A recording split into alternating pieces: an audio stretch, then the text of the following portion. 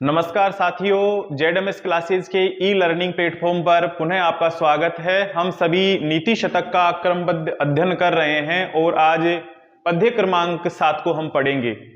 साथियों, पिछले पद्यों में आपने जाना कि मूर्खों को समझाना बहुत ही मुश्किल है और भगवान स्वयं ब्रह्मा भी इस धरा पर आ जाए तो उनको संतुष्ट नहीं कर सकते।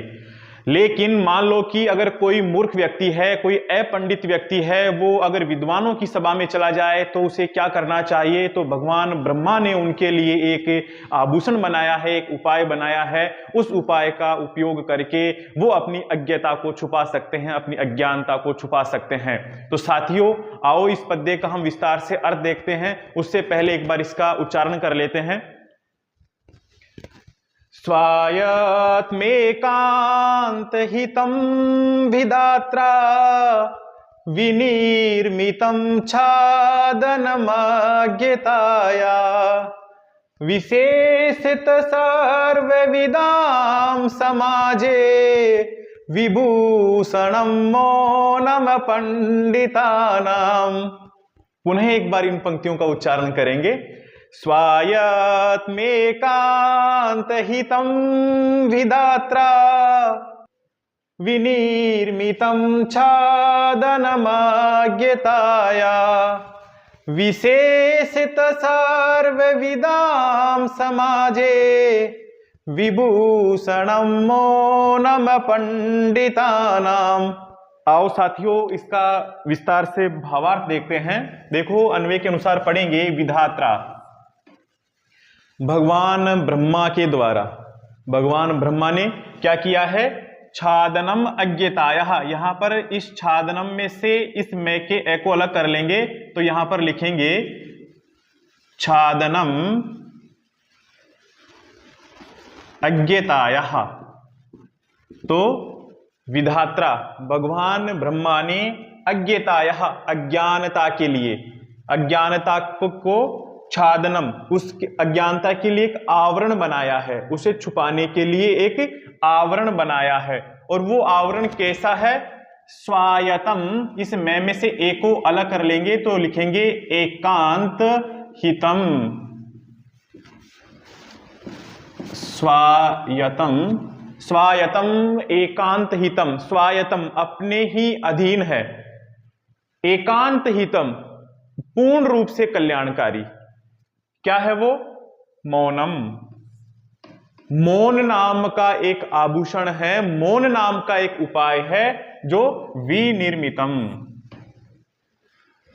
भगवान ब्रह्मा ने अज्ञानता को छुपाने के लिए अपने ही अधीन पूर्ण रूप से कल्याणकारी मौन नाम का एक उपाय विनिर्मितम यानी बनाया है। अगर कोई अविद्वान व्यक्ति है, कोई अपंडित व्यक्ति है, कोई मूर्ख व्यक्ति है, तो उसे अपनी अज्ञानता को छुपाने के लिए भगवान ब्रह्मा ने खुद उस मूर्ख व्यक्ति के अधीन एक उपाय है मौन, उसको बनाया है। और ये मौन एक आभूषण की तरह कब बन जाएगा? तो देखो, आगे महाकवि ने बताया है विशेषतः, विशेषकर, विशेष रूप से सर्वविदाम समाजे, सर्वविदाम विद्वानों की समाजे यानी सभा में, विद्वानों की सभा में अगर कोई मूर्ख व्यक्ति पहुंच गया तो वो क्या करे वहां पर जाने के बाद में अपने अज्ञानता को छुपाने के लिए? तो फिर बताया उन्होंने अपंडितानाम विभूषणम भवति। अपंडितानाम, जो अपंडित लोग हैं, जो मूर्ख लोग हैं, जो अज्ञानी लोग हैं, उनकी जो अज्ञता है, मूर्खता है, जो ज्ञानहीनता है, उसे छुपाने के लिए जो मौन है उनके लिए क्या है? विभूषण है, अलंकार की तरह है। साथियों, सभी पंक्तियों का भावार्थ एक बार पुनः देखेंगे कि भगवान ब्रह्मा के द्वारा अज्ञानता के लिए एक आवरण बनाया है जो अपने ही अधीन है और पूर्ण रूप से कल्याणकारी मौन नाम का एक उपाय बनाया है। विशेष करके विद्वानों की सभा में वह अपंडितों के लिए, अपंडितों का विभूषणम अलंकार है। जो अपंडित लोग हैं उनका यह अलंकार है। साथियों, इन पंक्तियों का भाव इस प्रकार से है कि मान लो कि कोई व्यक्ति अज्ञानी है। अब अज्ञानी व्यक्ति, और पिछली पंक्तियों में आपने जाना कि जो मूर्ख व्यक्ति है और हठी मूर्ख है, ऐसे व्यक्ति को समझाना बहुत ही मुश्किल है। लेकिन अगर ऐसा व्यक्ति अगर विद्वानों की सभा में पहुंच गया तो उसे क्या उपाय करना चाहिए कि उसकी मूर्खता प्रदर्शित नहीं हो। तो महाकवि ने इन पंक्तियों के माध्यम से साथियों बताया है कि अगर वह व्यक्ति एक मौन नाम के उपाय का पालन करे, यानी मौन होता है चुप रहना, सभा में जाकर चुपचाप बैठ जाए, तो उन विद्वानों की सभा में उसके लिए वह अलंकार की तरह है, आभूषण की तरह है।